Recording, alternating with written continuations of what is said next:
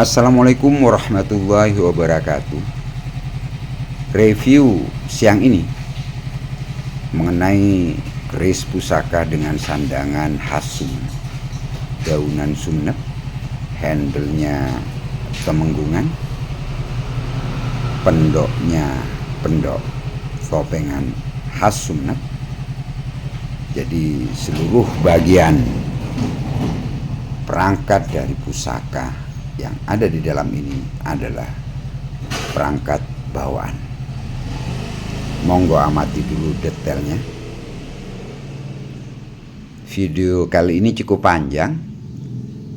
Saya buat slow motion agar pemirsa pencinta Tosan Aji dimanapun saja berada dapat membandingkan keris pusaka yang saya tunjukkan ini, karena jenis ini banyak diputrani. Setiap generasi ada, setiap masa ada, dan sampai hari ini tetap menjadi salah satu jenis pusaka yang banyak dicari oleh para pencinta Tosan Aji atau kolektor. Mari kita lihat bersama-sama. Saya shoot di bawah langsung pencahayaan sinar matahari dengan perbesaran 3 kali, dan saya buat slow motion. Pemirsa bisa melihat mulai dari detail ricikan dan bangun pusaka ini, mulai dari sorsoran sampai terus ke atas. Jadi pusaka ini berdapur sederhana. Dapur menurut buku pakem adalah brojol dapurnya. Pamurnya secara umum dikatakan pamur Malate Satoor atau Melati Rinunce. Kenapa disebut demikian? Karena apa? Pamor melatinya etoor atau disambungkan dengan benang halus yang diwujudkan dengan pamor garis pada pusaka ini. Pemirsa nanti akan melihat kalau semakin di zoom didekatkan bentuk pamor talinya yang menguntai atau noor melatinya.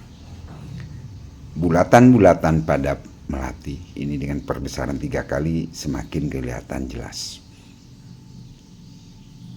Beragam dan lingkarannya sampai ada 6-7 kali lingkaran halus lumer dengan besi ajinya. Nah ini semakin didekatkan untaiannya semakin jelas. Ini terus terang keris ini tidak saya warangi ulang. Ini warangan cukup lama. Hanya rutin saya bersihkan dengan minyak. Kemudian saya keringkan. Monggo pemirsa amati bentuk dan rancang bangun dari pusaka ini. Pusaka ini memiliki panjang bilah sekitar 34,5 cm. Untaian bunga melatinya pada sisi yang pertama ini adalah 20 untaian melati yang diuntai dengan pamor halus. Bagian sorsorannya terdapat pamor lain. Pencinta Tosan Aji kalau melihat alur-alur pamornya pada bagian sorsoran disebut pamor Rojo Gundolo. Monggo, setelah sekian ratus tahun pamor Rojo Gundolonya bentuknya seperti apa. Kemudian bagian lis-lisan pinggiran tajam bilah, pemirsa juga bisa melihat masih relatif utuh, walaupun memang pada beberapa bagian terdapat ada korosi ringan. Hal itu wajar karena faktor usia. Nah ini saya shoot secara menyeluruh. Inilah rancang bangun keris pusaka berdapur brojol berpamor Malate Satoor. Jadi pada sisi ini melatinya itu berjumlah 20. Ya, pada bagian pucuk keris melatinya masih tidak mekar atau kudup melati. pilahnya ngelimpo ya, dan gandiknya gandik lugas, tegas, relatif tegap. Sisi yang kedua jumlah melatinya sampai ke pucuk yang kuduk itu 21. Kita lihat juga secara slow motion bagaimana bentuk gandiknya, ya, detailnya, bagian sudutnya, dan pamor pada gonjo yang berbentuk sabit rontal. Monggo diamati. Nah, ini pamor pada bagian gonjo dan gandik. Kemudian bagian sorsorannya, pemirsa bisa mengamati. Ada pamor garis melengkung yang melingkupi pamor di dalamnya. Beberapa pakris melihat ragam dan alur pamor seperti ini dinamakan pamor Rojo Gundolo. Kita lihat tataan melatinya, lingkaran-lingkaran pamornya, kemudian pamor halus yang menyambungkan pamor melati sampai ke pucuk. Memang kalau tidak di zoom dengan perbesaran yang cukup besar, untayan melatinya, pamor benangnya tidak kelihatan. Namun kalau diperbesar akan terlihat bahwa melati-melati ini diuntai oleh pamor benang. Saya katakan pamor benang karena sangat halus, yang menguntai satu melati ke melati yang lainnya. Makanya dinamakan pamor Malate Sator.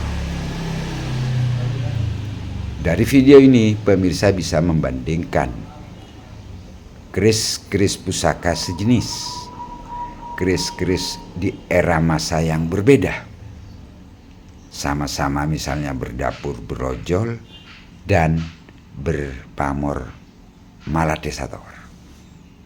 Jadi ini tujuan saya. Apakah keris yang lebih mudah atau kamardikan bagus? Tergantung siapa yang membuat. Apakah kelas empu atau kelas pengrajin? Itu perbedaannya di situ. Tahapan-tahapan pembuatannya juga apakah menggunakan tahapan para empu yang terdahulu? Itu bisa kelihatan dari hasil ciptaan kerisnya setelah berusia cukup lama, mengalami proses perawatan bertahun-tahun bahkan ratusan tahun.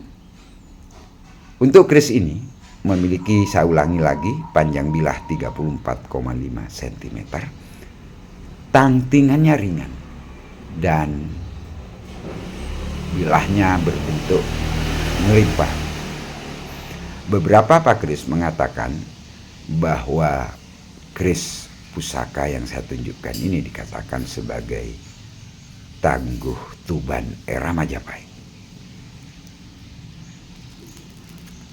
Namun menurut saya pribadi, karena keris ini pusaka yang beredar secara turun-temurun di lingkungan famili bangsawan Sumeneb,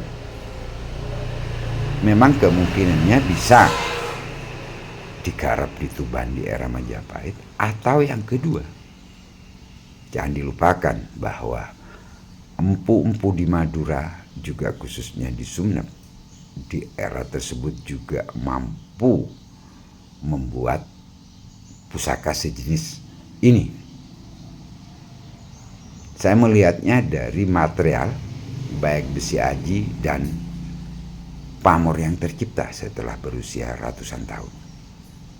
Maka saya pribadi mengatakan inilah keris brojol berpamor Malate Sator, garap Sumeneb sepuh era Majapahit.